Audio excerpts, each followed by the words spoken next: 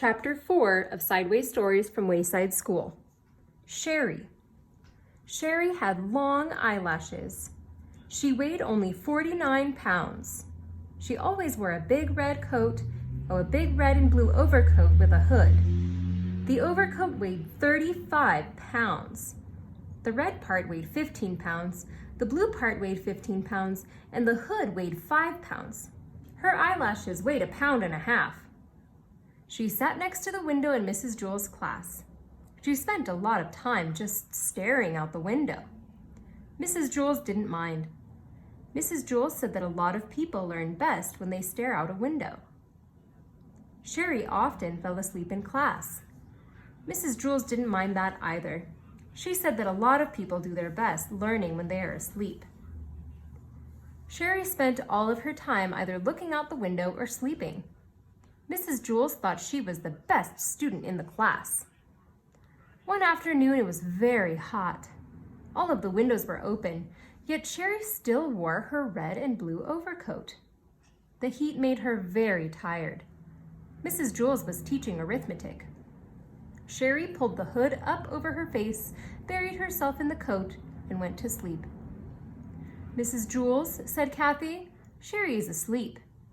"That's good," said Mrs. Jewell. "She must be learning something."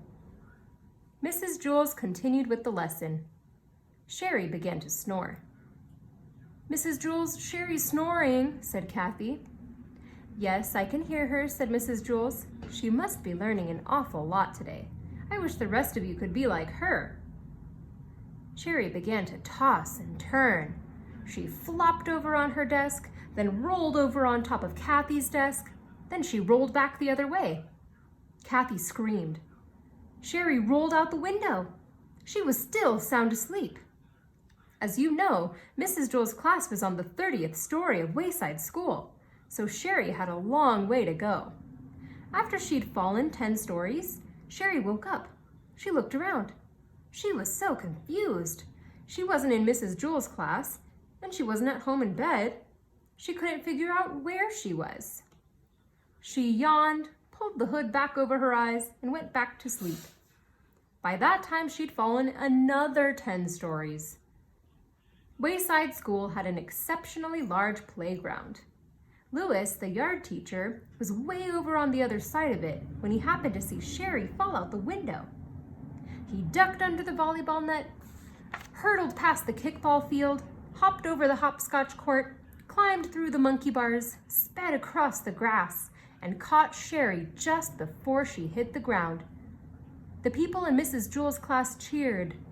Sherry woke up in Louis's arms. "Darn it, Louis," she said. "What did you go and wake me up for?" "I'm sorry, Sherry," said Louis. I'm sorry," Sherry repeated. "Is that all you can say? I was having a wonderful dream until you woke me up. You're always bothering me, Louis. I can't stand it." She laughed and hugged him around the neck. Louis carried her back up 30 flights of stairs to Mrs. Jewell's room.